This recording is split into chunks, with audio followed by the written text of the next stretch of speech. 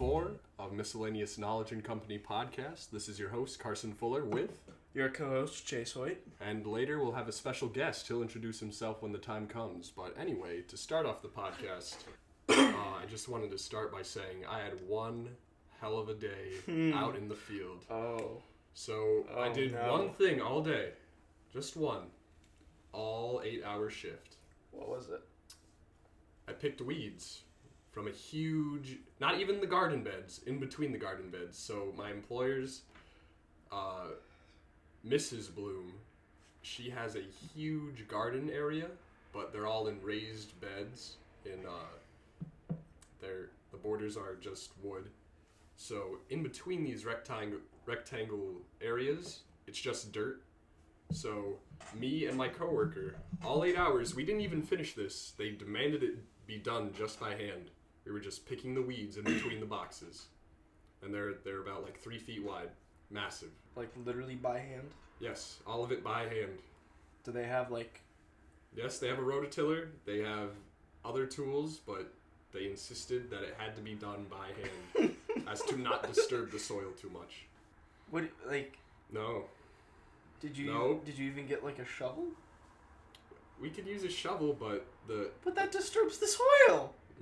Exactly. The logic is not there, but whatever. This episode is not supposed to bash them. I just wanted to say that I had a very it's not boring, it was just tedious, just the same thing over and over again, just plucking little green weeds out of the ground. Chase, how was your day? So my day was pretty good. So I'm loving this internship. You know, the first thing we did was we decided on whether we were going to go out or not, because if it's too cold, since we work with water, we can't go out. And our supervisor, Ned, he determined that, you know, hey, it's going to warm up. It's going to be kind of nice later. Might be a little chilly, but we'll be okay. So we went out, and so we were mapping the last part of the stream that we've been mapping all week. And turns out it goes directly into the woods, into the absolute middle of nowhere. As streams tend to do. Yeah, well, here's the cool thing. Since it was basically completely uncharted territory back there, we actually found a waterfall. Really? Yeah, like 20 feet high. We noticed that everything... Is there a previous record on it? I don't know. Like, no one in the office who's worked with these maps before knew about it. Okay. You couldn't see it on our satellite map that we were marking things on. We just noticed that the terrain was starting to get a lot rockier, a lot steeper, and a lot higher, until we looked ahead and we saw, like, just water rushing down from this, like, cliff top. And we're like, what the hell? So we got there, and it was like a 20-foot high waterfall. So that is very cool. So a little fun fact here. Waterfalls, in the scientific sense, are just bricks having water slide over them. Like a reverse way of stating it would be the top layer of brick is the last one to erode somehow. So it's like concave. Because you know how a lot of waterfalls have a little space between the water and the wall? Yeah. That's what's happening. So that's why it's so steep and it just goes down. Because if it was just, you know, like a straight up and down wall, it wouldn't be a waterfall. You'd see water just Oh, yeah, that's true. go down. That's true. Cling onto the rock. Well, it was not fun to scale that because it was all wet and slippery. No one got hurt though. We were good. Maybe you should name it. I don't know what to name. I don't know what to name it. Waterfall. Welcome to the Great Waterfall. So anyway, to completely change topics, I've seen something recently that's made me very angry. Not angry, just confused and upset. So you know about the recent happenings in Sudan? Yeah. Okay. So everyone's sharing about it. Everyone's saying spread the awareness. Awareness doesn't count for anything unless someone's going to make a difference about it. See, if you share it on social media, yes, that's cool. Like, you're informing people. But at the same time, if you're only sharing it to spread it around, you're not helping the situation at all. No, I one of my biggest pet peeves is whenever something bad happens, all of these accounts on Instagram... Oh yeah, everyone becomes a bleeding heart out of nowhere. No, all of these accounts on Instagram are just like, oh yeah, 1 share equals $1 donation. That's not how it works. Who's donating? Exactly. If the company... To what cause? To whom?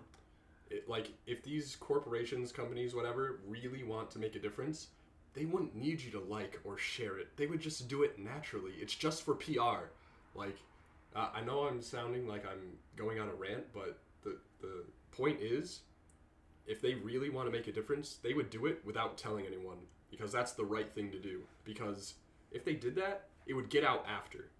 The people would report, hey, this company helped us. All this money came in from them. Oh, yeah. And what ends up happening is all of the people who share just get the sense that they're helping, even though they're doing absolutely nothing. They're like, it's instant gratification. I'm not going to sit here and claim I am helping. Why? Because I'm not. Mm-hmm. Right? Should I help? Yeah, probably. And if I had the disposable income to help, I would. Right? But I'm not going to feign helping out a cause when all I'm doing is just, oh yes, this is happening. And I get the importance of awareness. Yeah. I get it. But like the campaigns and stuff that are like, if you share this, we'll donate $1. That's terrible. It just gives you this false sense of actually doing something when you don't really need to do it. Or not when you don't really need to do it, but like when you're not actually doing anything. And it irks me so much because there's actual good that people could be doing with their free time instead of, dicking around on Instagram pretending like they're doing something good. So what I'm about to say is related to this. You know who runs Relay for Life? What's the company? I don't know off the top of my head. Okay. So anyway, 2 years ago I found out that at each Relay for Life event, guess how much actually goes to research for cancer? 1%. God. 1% of what they make goes to cancer research. The rest is to run the event and spread awareness. These people are evil. I'm sorry, but 1% is something, yes, but it is not nearly enough. I understand operation costs, like having to advertise the event has to cost something and must come out because it's a non-for-profit, but there's no way that it's 99%. There's no possible way. Yeah, and non-for-profits, a lot of people don't realize, the top people get bread. They're part of the organization. They're part of the operation, costs. Mm-hmm. That's their salary. So the higher-ups that are getting paid, $200K, $300K, that is out of the operation costs. Yeah. What's dastardly is, the fact that volunteers are volunteers. They don't get anything. Mm-hmm. But the people who came up with the idea, or at least run the idea now, they get fat stacks for something that they promised that they wouldn't really get fat stacks for. Not for profit means, yes, I understand if you want to pay people who played an integral role in the cause and who played an integral role in curating the money, but not for profit means that you should be trying to just break even. And then once you break even, all the other money needs to go to whatever you said it would go to. I totally agree. And I get it that some of the top people, like the administrators, the people that started the foundation, they need some source of income to keep it going. Especially if they're doing it full time. Yes, I understand that. But you don't need 6 figures, especially if this is going towards a cause that is supposed to be completely, philanthropic. It's supposed to be a charity. You're not supposed to be profiting off this. You're, at least in my mind, if you are getting paid for this, you're one of the top people that are running the program, you should get a basic, middle class income, $50K. You should be able to live comfortably, get yourself groceries, clothes, whatever, but you're not supposed to make just a ridiculous amount of money that could be going to actual research and helping people that are suffering every day. I agree with that. And, honestly, I would even be okay with an above average level of income for the top executives. Because, you know what, if they're doing it full time, if they're masterminding this, you know, sure, maybe $80,000 a year. Mm-hmm. Something like that. But like the thing is, the volunteers, they're the grunts. They do a lot of the work. On the local level, yeah. The top administrators have to fill out the tax forms and decide where the events are being held. I mean, there's almost certainly more to it than that. Well, yeah, but you gotta pick hospitals that you're going to put the research money towards. Not just, I mean, there's a lot of like work that goes towards this. Like all of these are big merchandise. All of these are big things that have more steps in them than we realize. And so, you know, I get that it's a lot of work, but I think that profiting hundreds of thousands of dollars when that hundreds of thousands of dollars could be put towards, you know, genuine life-saving research and development and payment for treatments and such, I think it's an embarrassment. No, I totally agree because, like I said before, it's supposed to be philanthropic. Like, I'm the philanthropy chairman for my fraternity. I don't get anything. I don't profit from this whatsoever. I do it because I want to do it, and it makes me feel good. It feels good to be good. Not to toot my own horn, but it really does. Like, if you're helping someone and you gain nothing from it other than the experience, you're doing good. Like, that's what a charity is supposed to be. Mm-hmm. And honestly, not to make this too political, but this is why I heavily disagree with people who believe that donations to charities are a better help to society at large than government subsidizing or social security or anything like that. Because Can you give an example? Of someone specific who believes that, or of why I think that? Yes. Like, no. An example of donation versus subsidy, like, for a certain field.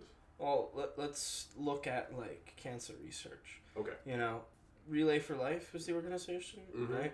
So they give apparently 1%, and I don't know what the numerical value for that is. That 1% from their events, that doesn't count like people that step in and give donations by themselves. All right, so, you know, they give 1%, right? And of course, as a percentage, you know, government budgets and stuff will not be the same percent because there's more to spend on.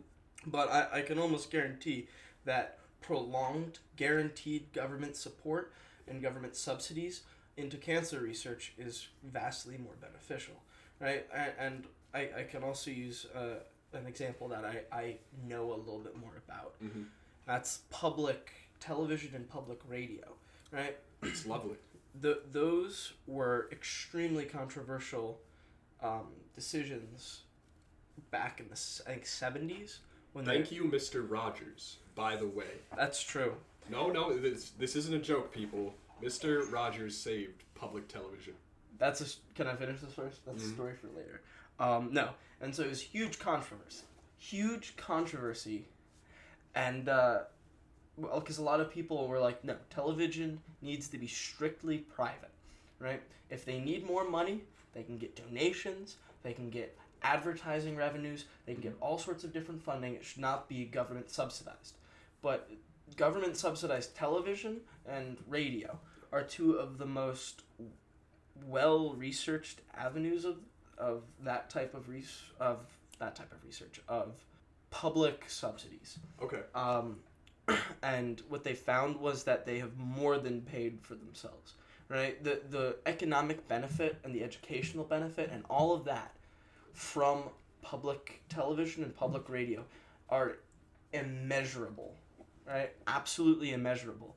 The long-term benefits are insane, right? And that's what I mean, right? The private sector and non-for-profit organizations can do all they want, but it often takes government subsidy and the investment from just the taxpayers at large, because this is what people don't realize is, like, yes, charities and donations from large companies are nice, but they cannot compare to, you know, the tax base, it's true, the entirety of the American tax base contributing a small fraction of their money to that cause. I think the opposite argument could be made if two things changed. the culture and attitude of people, like people wanting to give donations just by culture, just it's a thing that isn't really talked about. It just happens naturally. And if the tax base was much smaller. I disagree, and for this reason. No. If the culture is for this reason, because if I'm stipulating things that don't exist. But I still don't think that would work, because let's say, research in, I don't know, some weird disease that no one's ever heard of is needed, but it's very deadly or whatever, or it's important that research is done. If the consumer base at large doesn't know about it, donations will be small and insignificant. Government subsidies allows for a larger, more thoroughly researched, array of issues and diseases and all of that stuff to be given funding, because, I am not a doctor. I don't know the severity of illnesses and the breadth of illnesses. I don't know what's out there, and I don't know how much damage it's doing, and I don't know how much research and funding the research needs. But, the doctors and politicians, well, maybe not politicians, but the doctors and administrators and organizers for, the appropriate departments that do help subsidize, medical research, they do. And they collaborate with the research and development centers of hospitals and other institutions to figure out what gets funding. And I'm not saying it's perfect, and I'm not saying it is totally effective, but it is certainly better than just leaving it up to the general population. I agree with you. However, here's the counter argument to that. The government can only do so much. Like, at least in our situation, in the United States, we try to play global cop. We spend so much on the military. The budget is absolutely not balanced in any way whatsoever, at least not fairly balanced. There's just... That's why I brought up culture.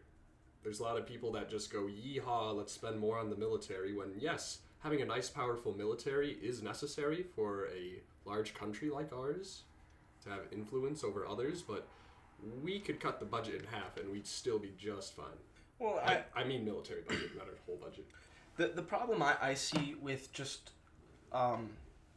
assuming that the American consumer, like, yes, if the American consumer is more charitable or whatever, but what you don't realize is, like, with taxes, pretty much everyone pays taxes. Yes. Even if the culture was overwhelmingly pushed donations and stuff, you still could not compare to the mandatory nature of taxes, right? Taxes are near universal, and a small amount of money from everyone's taxes goes to that research.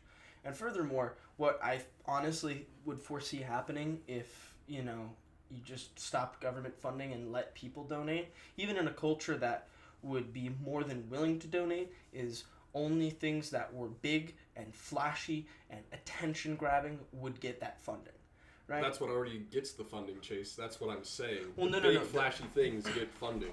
No, but donations, right? I think, yes, you could argue it's bad now, but I think it would just get worse, because the individual... I'm also not anti-government funding. I'm just making the counter-argument.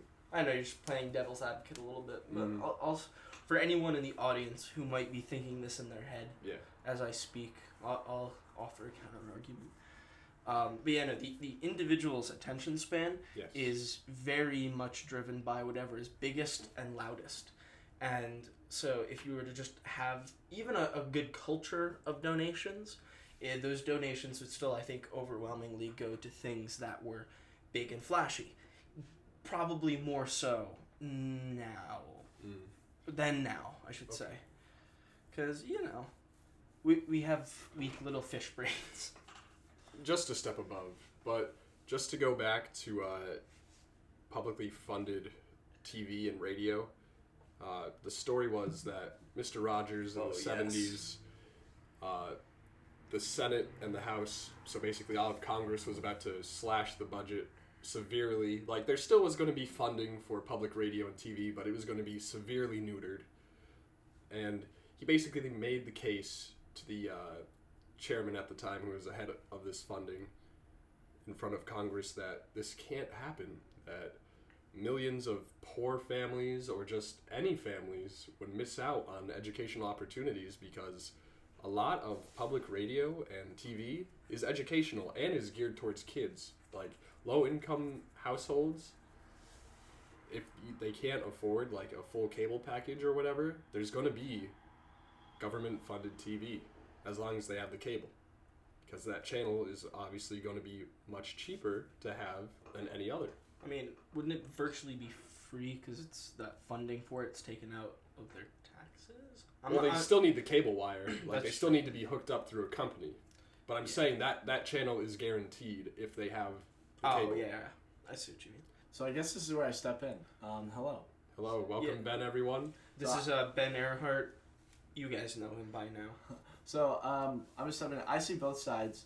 The reason I like the idea of people being able to donate and getting some sort of benefit. I mean, I obviously cutting like all taxes and everybody free willing donating like. That's a little extreme. Yeah, that's essentially anarchy. We were arguing the very extreme ends of things. That's essentially anarchy. However, I do like the idea that if people get some sort of tax break because they want their money to go to a certain thing, like the idea that they have the free will to put their money where they would like that they see fit helps benefit, like, you know, whatever the case, whatever they see fit essentially. But I don't think that like totally. Like, Chase, I don't disagree with you on this either. Like, there has to be taxes. Like, you can't. Yeah.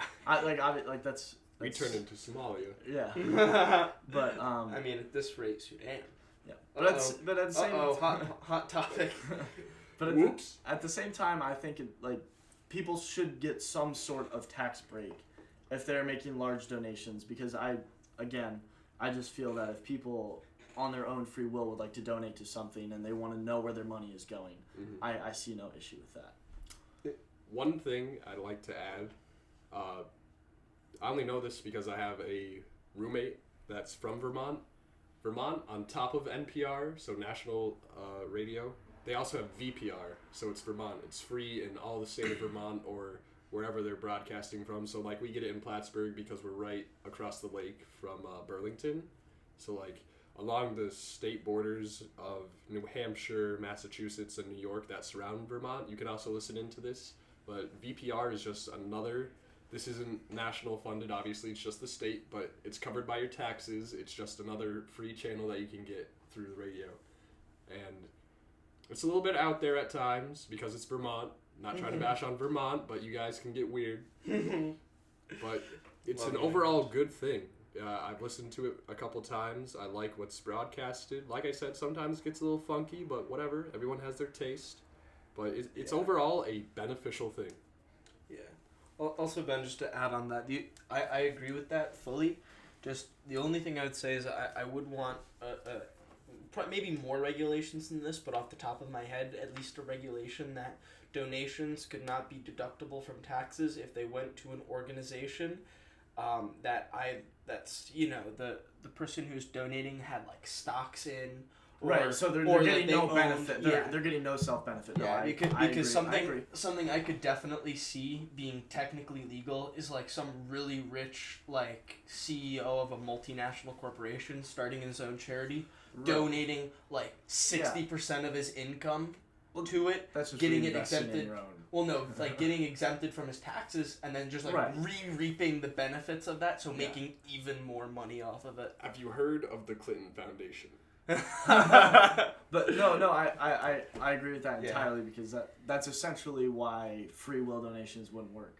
Because people just invest in things that ultimately benefit them. See, people, they just find loopholes, and it brings me back to the point, it's a terrible culture that we have. Right, no, that's what I'm saying. That's exactly why culture shift won't change everything. It can't. That's just not how it works, but it would help. See, I almost think that the culture shift happens. This might be an extremely disagreeable opinion, especially with you guys. But I think the cultural shift, honestly, comes more from when people are more willing to have increased taxes. Because what I've seen with I'm willing to hear this out. I'm interested. So it's a very short explanation, but if you look at some interviews with people in Europe, what you see is like when they argue, they're not arguing about like the same things we are, for the most part. Because one of the things that they've already basically all agreed upon is like very high like social security, job safety, all of that stuff. And so like if you look at interviews with people from European countries that have those safety nets, they pretty much all say like, oh yeah, of course I want that. Like it's just right. I want, these people to be happy. And like I feel like it's almost their way of donating, because what they do is, I feel like for them they essentially feel like they're donating to the government, and then the government is reallocating the money to where it needs to go. Yeah, so that would make sense, but also it makes a lot of sense that would happen in Europe, because Europe is such a culturally similar place. Like when you look at America, the amount of like people's viewpoints I feel are so spread out in America. So like people, like if you just look at it compared to Europe is such a culturally similar place. I'm not saying like every country is the same. I'm just saying like if you just look under general terms, I feel like people in European countries are very similar to one another. So that's why they are more okay with that. I don't know. Maybe that's true. Maybe that's not. That's the first thing that comes to mind. I also have an argument. Well, it's not really an argument. It's more of a fact. I think the larger tax burden on the citizens for European countries is more manageable because of their population. That's it. Because, think about it, we have the third most populous country. We don't really need that large of taxation. I'm not saying that more taxes that are put to good use would be a bad thing. I'm just saying, like, Finland, for example, it has just over 3 million people. Taxes have to be higher if they want a good standard of living, maybe even above average. And because they have way above average standard of living, they have one of the best in the world. Yes, exactly. And their taxes are very high, but at the same time, they just know that's expected of them. They haven't known anything different since the inception of their nation. Yeah, and that's kind of goes along with what I'm trying to say. Is like I also feel like Finland is an older country. I mean, like older than the United States. The United States is just so diverse, and it's relatively culturally young. older. Not officially, but yes. Yeah. Yes. So, I like that. Just all I'm saying is this may or may not be true, but like I feel like some of that could come from just being culturally similar. Mm-hmm. No, I have a couple things that I want to say. So with your thing with numbers, it doesn't matter, because no listen, the reason your numbers thing doesn't quite work is because if you tax a lot of people a little bit less, you still have to redistribute that money back to those people. Like they only if the government says that's okay.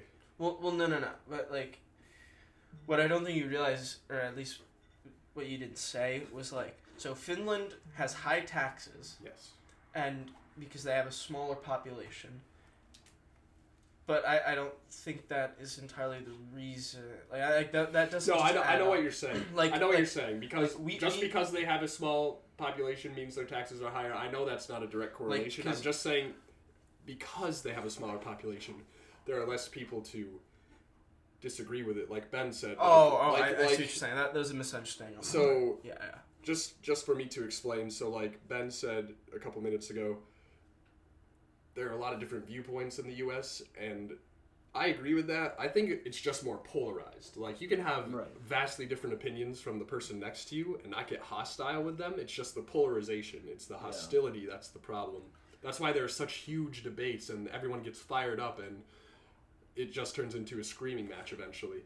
Meanwhile, like, left and right parties in the UK, like, they use banter. They don't scream at each other. They're just like, cheeky. Let me give my counterpoint. No, see, I think it is. I don't think it has anything to do with population. I think it has to do with culture, right? And this, You can call me anti-patriotic for this, but I'm going to claim it makes me more of a patriot to say that the American culture is very selfish. I completely agree. That's Yeah, not unpatriotic. There are a lot of selfish people. No. But like, as a culture, I totally agree. We are selfish relative to our European or our other developed nations. We are extremely selfish. Well, everything's getting privatized. Yes, it's very selfish. I think that's a very agreeable viewpoint, actually. And I think that's essentially what capitalism runs on. And I think that is the sad thing, because, you know, we are so opposed to higher taxes because we want the money for ourselves, even if it would A, either directly benefit us, or B, indirectly, because, you know what, like, let me just pull some facts out of my butthole. That's his source, everybody. It is his own. I'm literally pulling this out of my ass, guys. I'm pretty sure there's many studies that link like investment into healthcare, public healthcare, to long-term economic gain. Right. So the money that people lose from taxes because they don't see the direct benefits from healthcare, see it, 5, 10, 15 years down the line, because, when there are less sick people are working more, right? And when people are working more, the economy is driven. And so they therefore indirectly benefit from that. They're not getting the direct healthcare, but they're getting the larger economic benefit of everyone having healthcare. That's kind of the premise behind Medicaid and Medicare. Like, eventually, like, say you see yourself fall upon hard times and you have to file for unemployment, all the money that you paid into taxes other people pay into you, they can help you for a time if you use the system properly. Same when you retire, like, that's your money. It's just the government setting it aside for a time when you can't work or you choose not to work, and you're at an age where that's acceptable. And so everybody else is have to make up for it. Mm-hmm. Yeah. Also, going off that, I think a little higher, not even higher taxes. I think, like I said before, if the budget was balanced, like, in a more fair and proactive way, rather than just military, deficits, cut the education, cut this, cut that. Why is it so... Why does everyone get so heated when people even suggest cutting the military budget by a sliver? Like, NASA doesn't even get 1%. Our space program, which is huge, it's still huge, by the way, because we have a huge population base to pull from, but if it got 1%, we would see mass increases in innovation in our aerospace program. Not even aerospace. So many technologies of NASA that were once thought of as only being useful for aerospace are now in everyday life. I will say, during I think the budget for military, like how high we have it now, should be at times of war, not at times of peace. Because I don't even think that, man. Here's my point, though, on that. The radio and the microwave came from the military. No, many technological advances came through the military. And then and you want to know why? The military contracted these brilliant scientists and other free thinkers because they had the money to, and they came up with these things. And then after the war, or like sometime during the war, the civilian populace heard about it, and we all said, we want some of this. Yeah. See, what I think is that the even in times of war, the military budget would not even nearly need to be as high as it is now if it was appropriately and effectively utilized. Yeah. Because what I think is, like, the military budget is extremely high. Why? Because the government is constantly, like, pushing for the next big thing in military technology. And I could be wrong about this next statement, but I have a heavy feeling that military technology, at least right now, is drawing more from pre-existing technologies and just utilizing them in different and innovative ways rather than developing brand new technologies. And again, I could be completely wrong about that. And I will admit I do not know that. There is some truth in that. I think it did not come from his butthole. I think. It Well, should be- here's straight a from good my example level. of how that is true. Carbon fiber materials and Kevlar. Kevlar was invented by a pizza man, actually, after he got shot delivering a pizza in Chicago. Funny story. Of course, it was Chicago. So then, somehow the military got caught wind of this after he got shot again and wasn't hurt. They studied the material. They said, hey, can you make this again? He said, yes, I agree. They studied it, analyzed it, reverse engineered it, paid him some money, and now we have bulletproof material, carbon fiber material now. But self-healing things. Like, that was... It's not based on Kevlar, but it's close because Kevlar is carbon. Mm-hmm. It's very strong, rigid carbon. Yeah. No, and I think kind of like the overarching theme is just like the appropriate use of money. Like throughout this entire discussion from when we started talking about charities and stuff, it's just like the appropriate usage of money and how money gets distributed effectively. Oh, one more thing to go off the charities. At Plattsburgh, actually, we boycotted Relay for Life this year. Some students and organizations went, but there was such a massive outcry because it just caught like wildfire. Like I said, I only found out 2 years ago. The whole campus found out this past year that only 1% goes to actual research and helping people that are suffering from cancers. More than half, I'd say maybe even up to 70% of the student body just boycotted it, and it's not happening again ever at Plattsburgh. Wow. Mm-hmm. That's awesome. I feel good. I didn't go. Hell yeah. I went last year. I was like, this is a scam. And then everyone just said no. Just finding out 30 minutes ago that this is the case, it's so weird to hear. We're boycotting Relay for Life. No, it sounds like a terrible statement at first, but No, that's that's what the I'm saying. thing. Like they promote themselves as this just charitable organization, and they are. They do donate some of their income to research, but it's not what you think it is because they don't state what they donate. Yeah, it's like You have to do your research on it. It's like And once that's and once you find out, you're just like, really? yeah. Well, that's why I say like it's up to the individual to find out like Mm-hmm. what is happening. Like why am I investing this money or why am I doing See, it? Like I think there should be more regulations on companies that claim to be charitable. They should have to state like what they're actually giving. Not Yeah. only that, I think to be classified as like a charity, right? I think there should be like I don't know if there is at this point, but I think there should be an official government classification for a non-for-profit organization as a charity, and there should be Well, like I mean, some, it is. It's just operation costs and donating to whatever the cause is. Well, no, and I think there should be some like minimum percentage Which there is not.